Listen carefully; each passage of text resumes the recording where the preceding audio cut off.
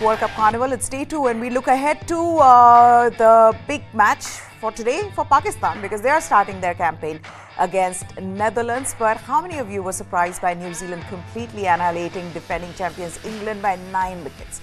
Who would have thought that's how brilliant New Zealand would be against England? There's one thing is winning, but to beat England, defending champions in that manner, absolutely superb from Rachin, Ravindra and Devon, Conway, both scoring hundreds. Jamie Orta and Chetan Narula are here with us. Both had said that England will go into that game as favourites, especially given that there were injury concerns in the New Zealand camp, and they were proved wrong. Can I get my guests up, please, before we get to the match view? There you go.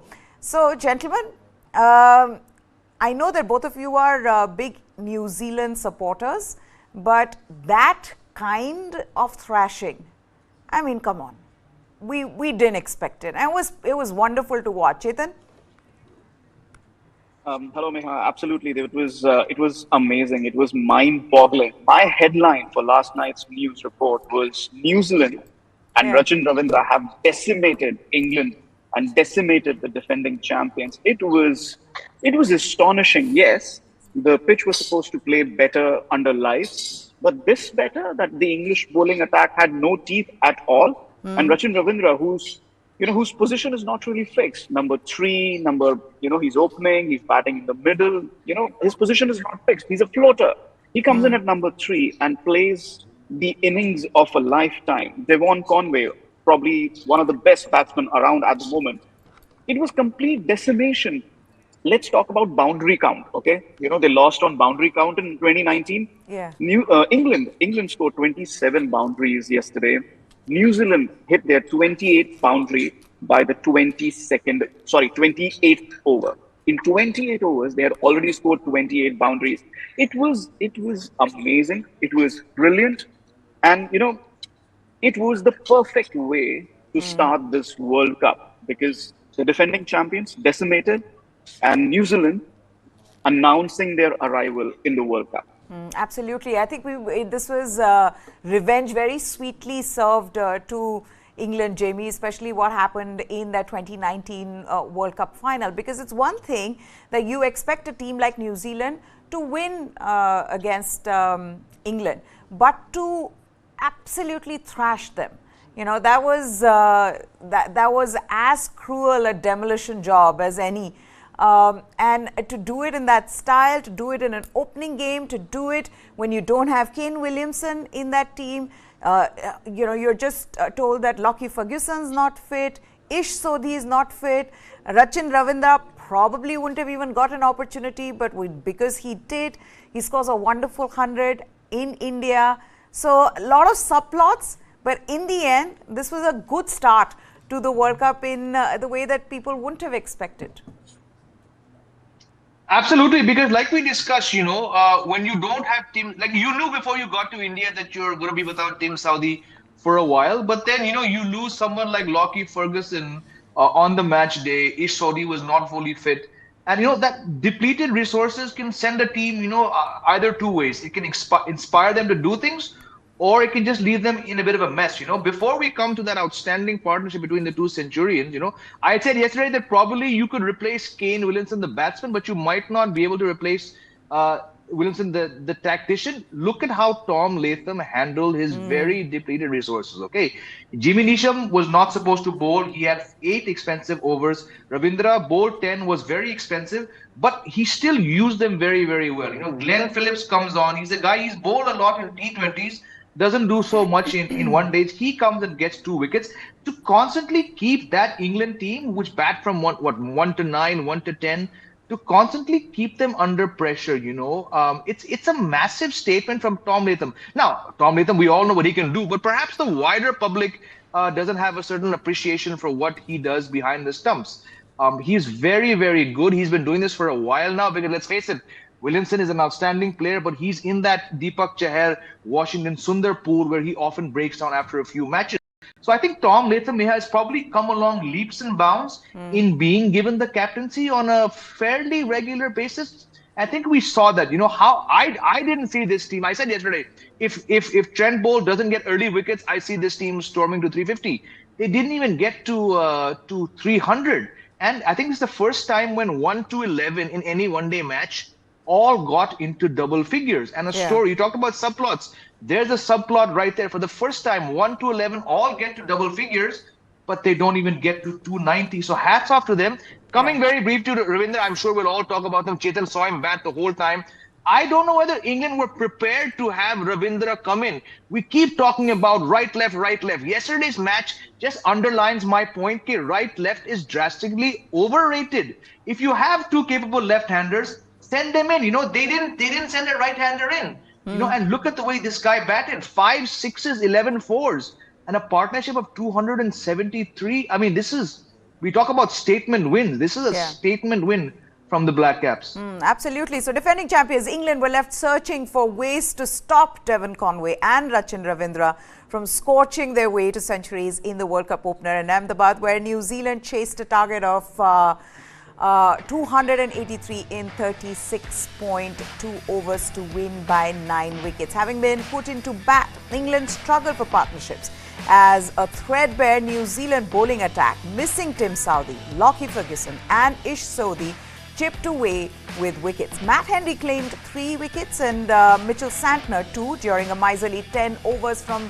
which the left-arm spinner did not concede a single boundary. England were left to rue a batting approach that tried to be too aggressive, and if it wasn't for Joe Root's return to form with a solid 77, the 2019 World Cup winners might have perished for far less than 282. In reply, after losing World Cup debutants Phil Young for a golden tuck, the Black Caps were put on course for a massive victory by Conway, who continued his good form, and another youngster in his first World Cup, cashing in on a rare chance to bat at 1 down in the absence of Kane Williamson. Rachin Ravindra threw England's bowlers off their mark with a superb maiden ODI century that featured 11 fours and 5 sixes. What a partnership from these two guys. While the experienced Conway did his thing to finish on 152 not out from 121 deliveries in a partnership worth 273. As we've been saying, I think what we need to also underline, Jamie, is the fact that this was a team that did not have Lockie Ferguson. We discussed this right after the toss when we saw the New Zealand lineup, and we said that, you know what, who is going to bowl? Who are their 2 part-timers who are going to be able to bowl 20 overs between them, right? And that's why the role of Matt Henry with the new ball became so crucial. The role of Mitchell Santner became so crucial. What was it? Was it just brilliant bowling and captaincy from Tom Latham? Or did you think that even England just did not know how to approach their batting in those conditions? Because it looked like a flat wicket. You had England team, you know, baseball experts, and yet they just couldn't get going. Yep. Well, that's the one weak link that I spoke about, right? If you look at this England team, you know, yes, they've revitalized their whole white ball campaign 8 years ago. We've all seen the wonders they can do. But if there is that weakness, it's when do you change gears? And by change gears, I mean coming down 2 gears. They approached the one-day format more so with Jason Roy. I think had Jason Roy been here, things would have perhaps even been worse, because David Malan is that rare player who can do that anchor job, right? Yesterday, unfortunately, he didn't get going. Had he got going, then you would have had someone who could play that 40 over role, and then you could let the others go. What happens when your one anchor doesn't work and your second anchor is someone who, like Chetan highlighted yesterday, is coming into this world match with some 9 ODIs without a 50? Now, Joe Root is Joe Root for a reason, so nothing should be surprising about the way he batted. But Joe Root is a player which, you know, he also wants to do things. We saw him play that reverse sweep, that reverse shot for 6. He's struggling because he knows that he should buy in more to this aggressive mentality. But the point is, he's more of a David Malan anchor type player. So to my mind, this was that one weakness laid bare for all who could see it, that the rest of the batsmen, if 70%, 80% of your batsmen are batting in one gear, look at Harry Brooks' dismissal. What a stupid, if I can use that word, dismissal. You're only playing this game because Ben Stokes is unfit. Your record in India is very, very poor. You were dropped from Hyderabad's team after being bought for 8 crores because you could not adapt to Indian conditions. You see a perceived weak link, you see a young player playing his first World Cup match, you go 4-4-6. Did you need to hit the fifth ball as well? There's a fielder out there. That wicket, along with Moeen Ali's dismissal, to me was very emblematic of this problem within the England team. You can't keep just going bing, bing, bang, boom all the time. If you showed some more application, you could have still got to 330, 340 because of the obvious weak links in New Zealand. I still say if Ravindra is being called on to bowl 10 overs in a World Cup match, that's still a weak link. But look what Harry Brook did. 6-4-4. भाई रुक जाते, आखिरी गेंद को single के लिए मारते, नहीं आपको मारना है, and that wicket, made a big difference in the overall picture. So I think England, Josh Butler said, we're not going to look too much into this. We're not robots. ठीक है, that's a very standard PR rote reply. Chetan was there, so he can shed more light. England are not going to worry too much about this. But that perceived weak link, many teams say, "Bhaiya, inko attack karte raho, rotate the bowling, look for your own versions of Glenn Phillips, of Ravindras. Can we throw them off the mark by sending someone at number 3? Mark Wood, what was it, Chetan? He went for 11 per over, right in front of your eyes. Mark Wood shouldn't be going for that, So England have been severely dented, I think, by how well Devon, Conway, and Ravindra approached that chase. Okay, this is what Joss Butler had to say after the defeat. He says, tough to take defeat, outplayed by New Zealand. Disappointing day. Let's put that quote up of Joss Butler, the captain of the English team, says, disappointing day, outplayed by New Zealand. Tough to take that defeat. One loss, still a long tournament. A lot of guys in our team have played a lot of cricket. We've beaten teams this way before and we've been at the end of such results before. I thought we were well below par, not judging by the way New Zealand batted because we were aiming for somewhere around 330. It was a good wicket to bat and I think it got even better in the second innings. Tough to build any pressure with the start they got. We lacked being clinical with our execution. Some of those dismissals, the right shots weren't quite executed, which is what Jamie was just talking about. Then he also goes on to say that England will need to stay positive and play in their own way. He says we will keep it positive, we'll keep playing our way. Can't be too defensive, but we weren't clinical in shot selection and execution. I think they played some really good shots and got value for it. Margin for error was very less on that pitch. Someone like Conway, he didn't play any massive shots, but he scored very quickly. Same is the case with Rachin, Ravindra. The two guys played exceptionally well, fantastic partnership, and we were all beaten. And which is true because, Chetan, it's not like the conditions got much better in the second innings under the lights. I mean, you didn't think that it got better for batting. It was just the approach that New Zealand have to be commended for because England clearly was struggling. First up, of course, good bowling from New Zealand. But the way Devon, Conway and Rachin Ravindra got off the blocks, I mean, that first drive of Chris Wokes, Devon Conway's, and the sound of the bat hitting the ball, and you were like, wow, what just happened here?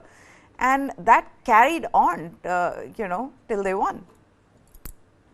Absolutely, it was brilliant. I just have to say that the press box at the Narendra Modi Stadium was soundproof, so we were not getting the sounds of the bat, which is. Now I'm regretting that I was in the stadium the way you're describing Devon Conway's shot. But let me also just say this, the shots that Devon Conway played and the shots that Rachin Ravindra played, none of them were, they were not T20 shots. They were proper timing, proper execution. They were finding the gaps. They were placing the ball. And there was one thing that Rachin said in the post-match conference, and he said, we were not thinking about exploiting the English bowling. We were not thinking that, okay, you know what? I've scored 2 boundaries in this over. I should go and get on top of the bowler and get 2 more boundaries because the bowler is down and the English fielders are down. No, that's not what they were thinking. Compare that with what Harry Brook did. England was struggling a bit. He comes and he hits 15 runs off that particular over. 14 runs he got in boundaries. There was a single before that. And then he decides to hit another 6 and decides to target the longest boundary of the ground. And then he gets out and there goes your momentum. What was Harry Brook trying to do? Was he trying to score 300 runs in that single over? So it just goes to show the difference between the batting approach of two sides, New Zealand were calculated. They were taking risks, but they were taking calculated risks. They were trying to find the gaps. They were trying to bat in the proper way. Yeah. England, no, we are going to play baseball. We are going to play baseball. It does not work. Look at what Josh Butler has said, that the margin of error on that pitch was very little. And it's going to be the same throughout the World Cup. These pitches are really good for batting, and they will be even better for batting under lights. But the margin of error is going to be very less. And that is something that England need to readdress. And before I finish, I just want to say this, that this has been a huge win for New Zealand. Their run rate is already plus 2.4. That means England's run rate is minus 2.4. There are other sides. Today, Pakistan is playing Netherlands. They will be thinking, oh, wait a minute. We need to get as many wins as possible, get that run rate up, because England's loss here means they need to beat two teams out of South Africa, Australia, India, and Pakistan. It's not going to be easy. The semi-final calculations have already begun.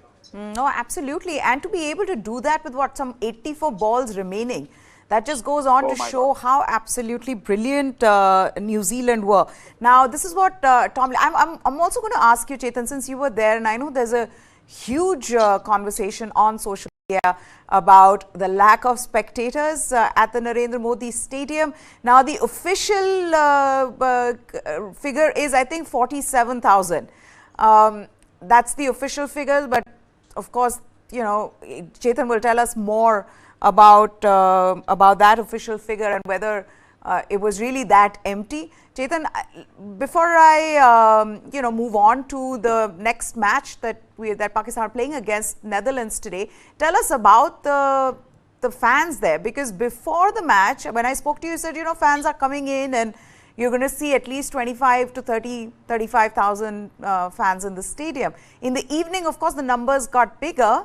But what was it? Because from what we got to know, even on social media, they said that, look, the stadium sold out, and yet it wasn't completely occupied.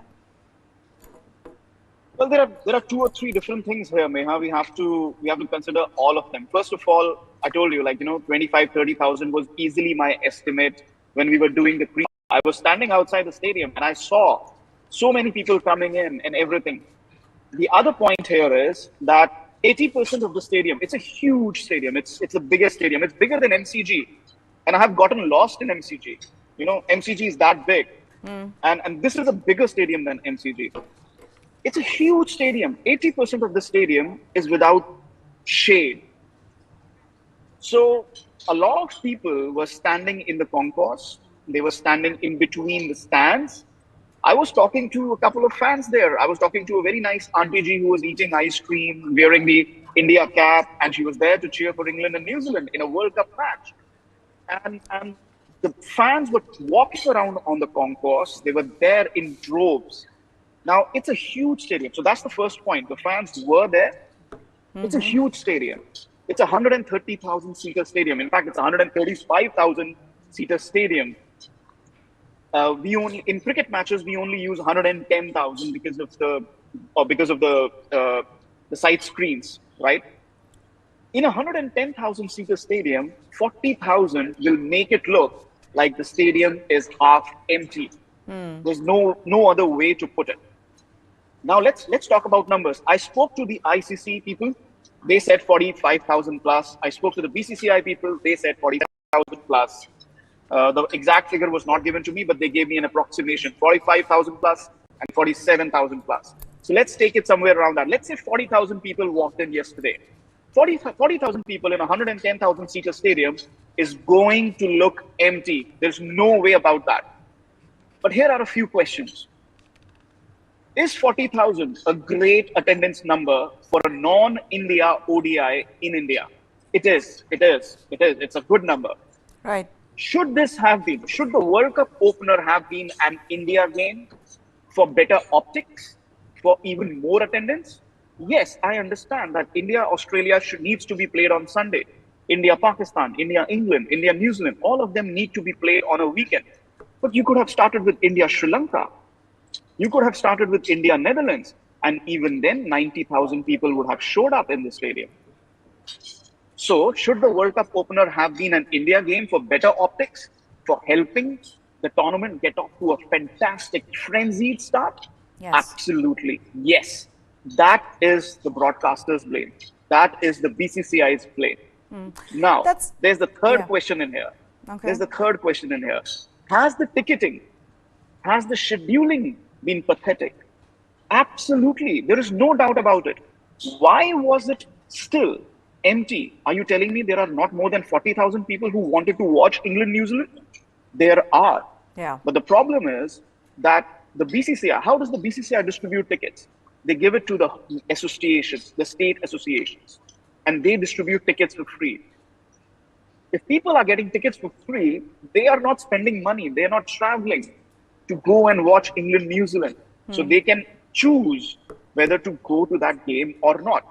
The same India matches where tickets will be distributed, they will be house full because it's the India matches the tickets have been distributed. So the BCCI should have distributed India match tickets to the state associations, but the non-India matches tickets should have been put out to sale in huge numbers. And that is my worry. That is my worry. Even in smaller grounds where the state associations are giving away free tickets for non-India matches, is Wankhede going to be half empty? Is Hyderabad going to be half empty today because the state associations are giving tickets away for free? If you're getting a free ticket for Pakistan, Netherlands, what is your incentive to go and watch the match? Yeah. No incentive. No, so that's my other thing. That's the thing. No, I get it, and you've made some valid points. But what I think is that we missed, or the BCCI and the ICC missed a trick by not starting the opening game with India in it, because I feel like it would have been better for the optics. It would have been better even for broadcasters. It would have been better for people who are watching it at home. Because suddenly what was happening was that not only are you seeing a packed or a stadium which is not completely packed, but you're also then not seeing the kind of build-up one expects from World Cup happening in India. You know, that I think was it almost seemed like a collective perception of fans around the world as well as in India. They were all like, "Yaar, World Cup ho raha hai, par koi hai nahi, dekh koi nahi raha hai." It just wasn't there. I think a little bit also, one second, Chetan, let me also go to Jamie. I also felt like maybe there should have been an opening ceremony. Maybe, that would have just added to the charm of this tournament, because Jamie, at the end of the day, ODIs are struggling. We know that this format is struggling for relevance. So in that sense, I felt like it just wasn't good for the optics of this game. Agreed. So again, just like Chetan said, there's certain ways each there are subplots, right? And Chetan absolutely right in what he's mentioning. Very quickly, yes, an opening ceremony should have been there. I've been asked questions on social media, on my YouTube channel, sir, why was there no opening ceremony? I don't have an answer, but I can assume that just the way this has been the most poorly built up World Cup, Chetan will answer it. Just to pick up on one more thing, you have the world's largest stadium. Like Chetan said, yes, if it's 45,000, it looks empty. But something that Chetan and I were also discussing before, right? You compare this to other countries, right? Are 45 Australian fans, 45,000 Australian fans or Australian citizens, is the same kind of crowd going to come to non-Australia matches, non-England matches, non-South Africa matches in other countries? The answer is, and I'm speaking from experience, Chetan mentioned in another show yesterday, 2015 World Cup experience, 19 we've seen, it's not going to happen. So if you're getting an approximate 45,000, that is very, very good. There are stadiums which don't have that capacity across India. Are we going to get those numbers there? I hope so, but the fact is, I'll have my reservations. One brief thing, the Barmy Army is the world's biggest traveling fan base, right? ये लोग 20-25 के संख्या में नहीं आते में यहाँ, ये 500, 700, 1000 से ऊपर. They have openly told certain websites and certain podcasts कि इस बार we're not going to be able to come because, and here is why, unfortunately, we have to go back to blame the BCCI. People are tagging me saying, why are the Brits all making noise? Why aren't their fans there? Because yes, they're mad, passionate fans, but they have jobs. They have to plan. It goes back to topics discussed by all three of us. in neglecting the overseas fan as well, you've not got those numbers because it's not easy for them to get here, right? So I understand that it's going to be tough, and unfortunately, yes, hats off to all the Gujarati fans who showed up in very, very good numbers, but also there's less overseas fans because you made it next to impossible for them to get here. Let's also address that elephant in the room as well. No, absolutely. I think the ticketing, the scheduling, all of that has been shambolic. And we've been talking about this on the show as well, that if you're going to start the ticketing process so late into right before the tournament, then you are not going to have international fans who would be able to make their travel plans. But guys, there's a match on today. Let's move on to that. Match 2 of the World Cup sees second-ranked Pakistan play 14th-ranked Netherlands in Hyderabad today. This will be the 7th ODI between the two teams in a history that dates back to 1996 World Cup. But for an indication of how the odds are stacked against Netherlands, we don't need to look beyond August of last year when Pakistan beat them 3-0 in the Netherlands. Bruising from a dramatic turnaround at the Asia Cup last month, where they went into the tournament ranked as number 1 in ODIs and widely seen as contenders to lift the trophy, to failing to make the final. In fact, they ended last in the group at the Asia Cup. They lost to India, they lost to Sri Lanka. Pakistan now have been warmly welcomed in India. They will hope to start their campaign with a big win to give their fans back home reason to feel positive. Without Naseem Shah and with form concerns around a couple of big players in Shadab Khan and Fakhar Zaman, how Babar Azam's team puts behind it, the recent on and off field struggles remains to be seen. Their opponents have earned their place at the World Cup and will hope to make an impression in the Dutch team's first appearance at the tournament since 2011.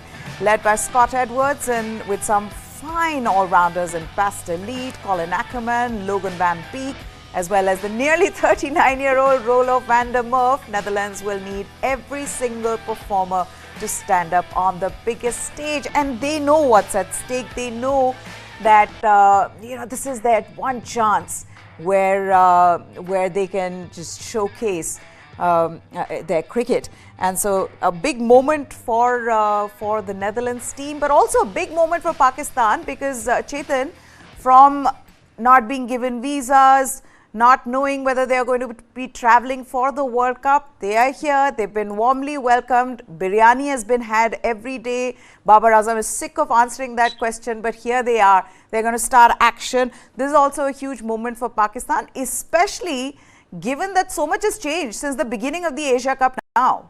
Where they went in as form favourites, people said World Cup they are going to be form favourites, and now they're not going to be in that top 4 list of a lot of people. So first of all, let me say that they were given visas. They just created a lot of noise about the visa thing. They applied on the 19th, 22nd and 23rd were Saturday, Sunday, and they just expected Indian government to just hand them the visas within a 48-hour time period. That is not how it works, especially in the case of India, Pakistan. And yes, you have plans to go to the UAE, but Indian government is not running a travel agency for you. So if you have UAE plans, पहले apply करो, ठीक है? सुविधा के लिए, असुविधा के लिए खेद है. Anyway, so they are here. Yes, they are here. And they have been received very well. I'm sure there'll be a nice crowd today in Hyderabad cheering on the Pakistan team. But yes, it's a huge moment for Pakistan when you talk about the Asia Cup and how the preparations were and how they were going about the preparation for the World Cup. I apologize. I'm in an airport lounge, so people are moving around having lunch. I would just like to say that from the Asia Cup onwards, they did not look like the team when, a team that could get to the semi-final. Now is an opportunity for them, especially with England's loss. They can say, oh, listen, today is a game, today is an opposition that we absolutely need to smash. We need to get the run rate up. We need to score some high runs and then get those points on the board. Start our World Cup on a bang and then see how the tournament develops. And Pakistan is a side, they have a couple of really important games coming up. By the time the Indian game comes up, they will have played 2 matches. If they can win those 2 matches, get into some momentum, get those points on the table, the India game, if they go on and lose that game, it might not hurt them as much. So right now is an opportunity. Right now is an opportunity for Pakistan to say, okay, listen, We have to go out, score those runs. They have Mohammad Rizwan who can score runs, Babar Azam. For me, it is how many batsmen can stand up and support Babar and how many bowlers can stand up and support Shaheen. That for me is the crucial question mark going into this game. Also, the fact, Jamie, that someone like a Shadab Khan, that this team would be depending a lot more on, given the conditions they are going to find here in the World Cup. His lack of form, especially when it comes to his bowling. Also, how this bowling sort of come apart.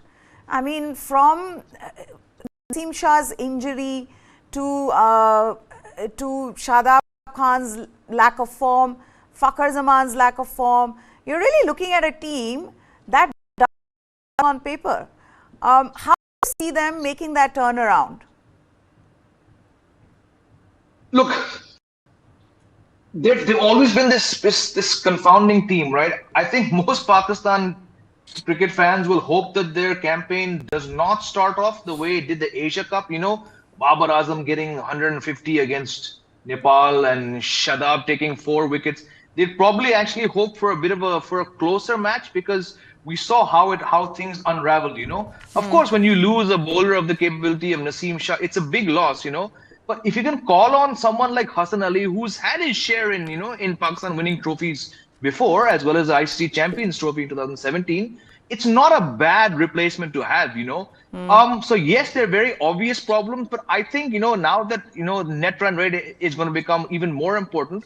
A player like Shadab, I expect him to actually have a field day against Netherlands. But what the Pakistan team now has to do, more so after yesterday's match, in case they didn't have any doubts, you need to really step on it and win matches. Just like you smashed Nepal by 238 runs, you need to start being that ruthless when you play, when you play Afghanistan. Hats off to you if you can do it. When you play Netherlands, because you don't want to. I still don't think this Pakistan team will make the semifinals. But now the onus is on them there's no room for complacency. You have to, imagine, how is Netherlands approaching this match? In fact, all their 9 matches. Nothing to lose, right? Yes, they haven't been called here. They've earned their right here, but now they're playing the big boys. They're not playing Nepal, PNG, Oman, UAE. They're now playing the top 9 teams. They're ranked 14th. They're playing 9 tough teams. So maybe Pakistan need to sort of change their approach. Shadab, yes, he's had a bad Asia Cup. Fakhar Zaman couldn't score a run. But they're going to have to really crush these smaller teams. I hate to use that word because, I love an underdog story. But these teams like Pakistan, the Sri Lankas, the Bangladeshis, who don't look like top 4 teams, if they want to aspire, they're going to have to trounce these teams. And let's hope it happens, because you do want a World Cup where Pakistan, Sri Lanka, Bangladesh, Afghanistan are competitive. And unfortunately, Netherlands are that one team which are so far behind in terms of infrastructure development. I can go on about them. So they're going to have a very, very tough ask against Pakistan today. Okay, let's also talk about the toss where, in fact, the captains have walked out. But what are you expecting for the team winning the toss, Chetan, given the conditions that we've seen in the warm-up games at the Rajiv Gandhi Stadium in Hyderabad? Team winning the toss will look to bat first? It's a tough one for me. I think, Meha, if Pakistan wins the toss, I think it's a tough decision to make, because you would want to bat first, get big runs on the board, give your batsmen a chance to get those runs under their belt and get into form going ahead into the tournament. At the same time, you want to bundle out Netherlands very quickly and chase those runs very quickly and get your run rate up. So for Pakistan, it's a tough one. I still think that they would want to bat first. But for Netherlands, I don't think there's any doubt they would want to bat first and put Pakistan in the heat and make their bowlers toil a bit in the heat. So let's see what happens for Pakistan. Okay, so let me tell you then, Netherlands, if they won the toss and they've opted to field first. Continue now. Well, in a way, my gosh. It's a boon. It's a boon. I know why Jamie said, "Oh my gosh," because he knows it's going to be a long game now, because he has to watch Pakistan bat for 50 overs and then Netherlands. So it's going to be a 75-over work day for Jamie. That's why he said, "Oh my gosh." But for Pakistan, I think it's a bit of a boon. I think, their top 3, not top 3, Babar and Rizwan have been among the runs, but their top 2 need to get runs. I think this is a fabulous opportunity to get into some runs. Hyderabad is going to be a good pitch. I think it's a fabulous opportunity for Pakistan to get their batsmen into form going into the tougher matches ahead.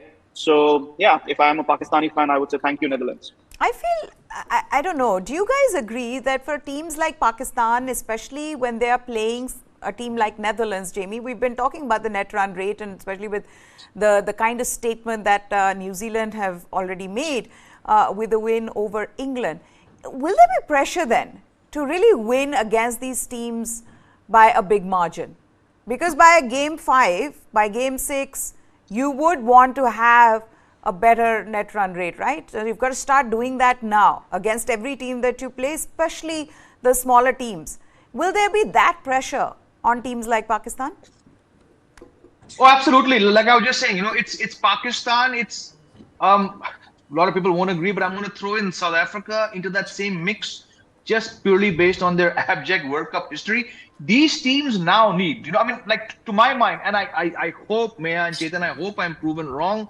I just feel that there's just not enough competitive teams in already a 10-team tournament. So that's where, yesterday's match has potentially opened things up really, really, because look at it. They're technically, 33 point something % away from getting the knockouts, right? England's job is now much tougher. New Zealand need to win 2 more big matches, and they're almost at the doorstep of the semifinals, right? But a team like Pakistan, who in the last 3 weeks, 1 month maybe, have again gone on a topsy-turvy journey, have lost Naseem Shah. They have a lot of out-of-form players. They need to, like I said, they need to 100% keep net run rate, because India is not going to give you a chance. England is, despite their loss yesterday, not going to give you a chance. Australia and New Zealand, they're not going to give you a chance. A depleted Sri Lanka is going to really, really push you given their recent history. So they absolutely have to keep NRR in mind now against, unfortunately, teams like New Zealand. There's no other way after yesterday's match. Okay, so Netherlands have won the toss and they've opted to field first. There is also a bit of news coming from the Indian camp, and it's not good news. Shubman Gill, the informed Shubman Gill, is set to miss India's opening match of the ODI World Cup 2023 against Australia in Chennai on 8th of October after testing positive for dengue. In Gill's absence, Ishan Kishan is likely to open the innings with captain Rohit Sharma. Another option is KL Rahul. After Gill did not attend India's training sessions at the MH Chidambaram Stadium on Wednesday and Thursday, the team management was hoping for it to be nothing more than a flu, but that was not to be the case. He is under the weather. This is what the BCCI official has said. The medical team is closely monitoring him. We are hoping he gets better soon. Gill is the leading run scorer in ODIs this year with 1,230 runs, an average of 72.35 and a strike rate of 105. And so he's been in phenomenal form. In his last 4 ODIs, he smashed 2 centuries and a half century. 2 of those knocks coming against Sunday's opponents, Australia. How big is this hit for India? Jamie, Shubman Gill, I mean, it couldn't have started in a more worse way, really.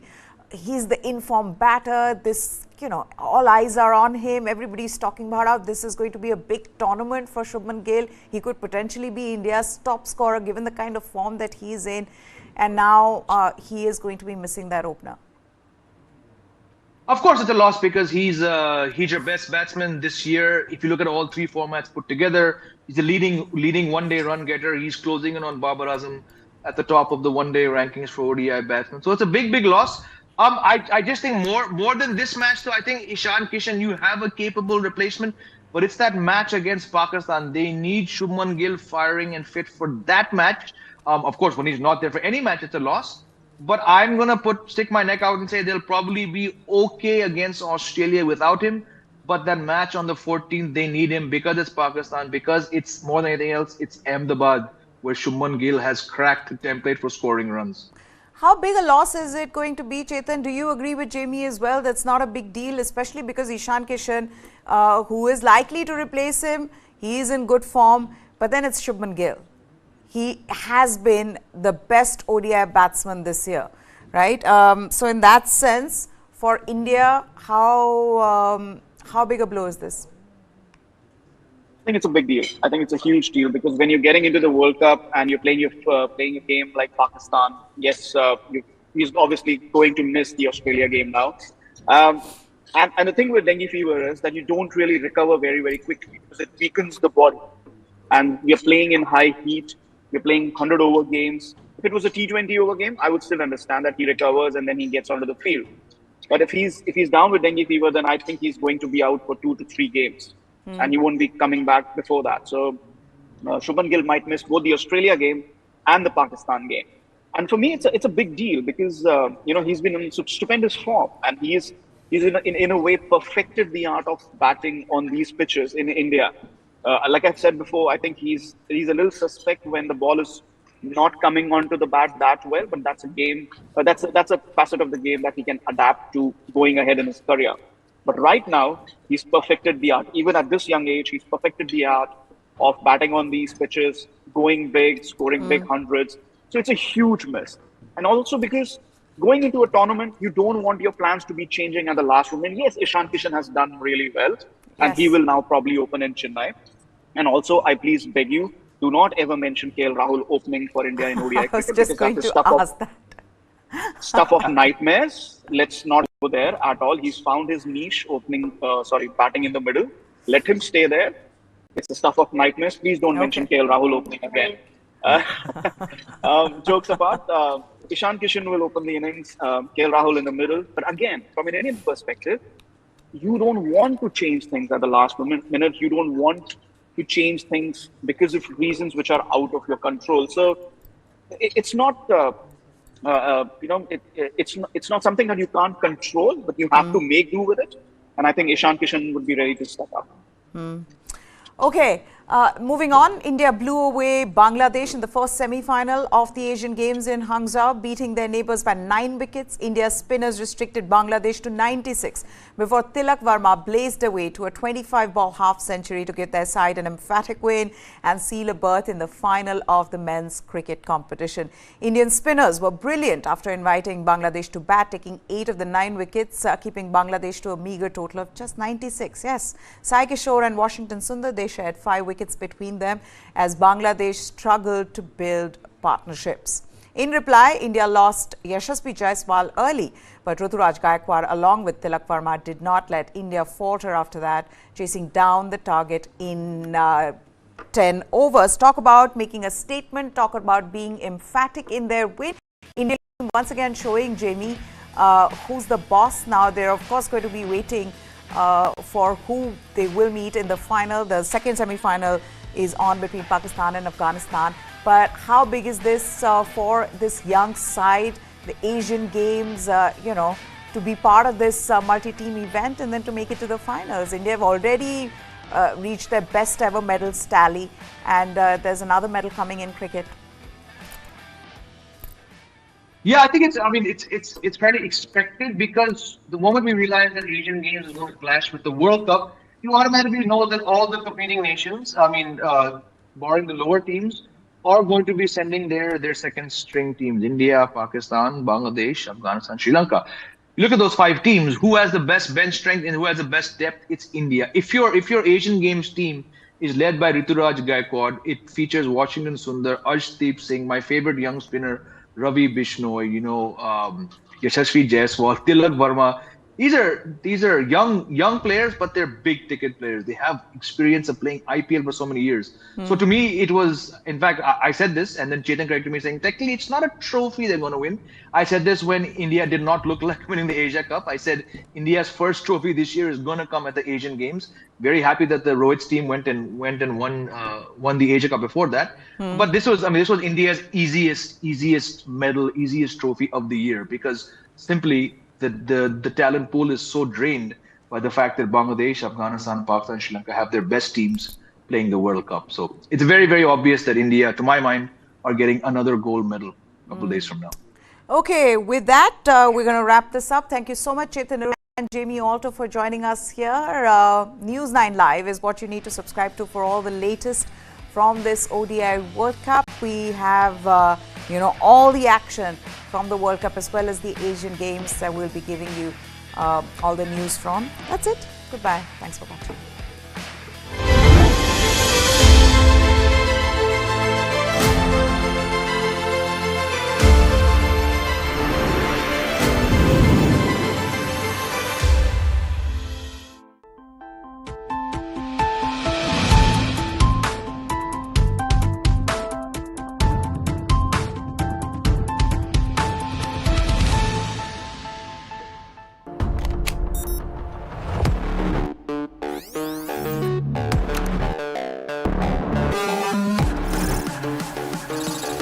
ChatGPT.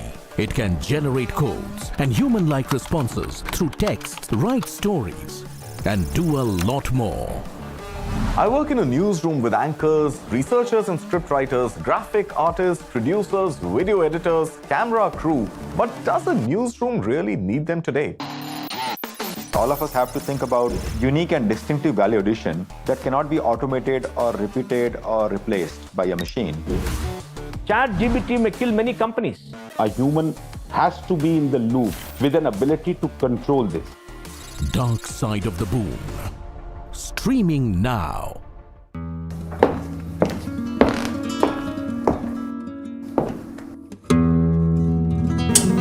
Hello everyone, Namaskar. I'm music composer Ricky Cage. 3-time Grammy Award winner and a United Nations Goodwill Ambassador. And you're watching me on First Person on News9 Plus.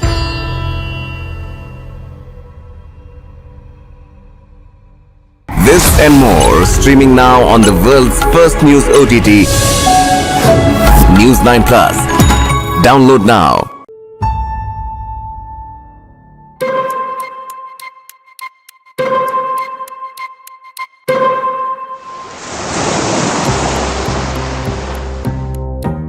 In a quiet corner of India's Goa, in the home of a retired Rear Admiral of the Indian Navy, lies a centuries-old samurai sword that was once owned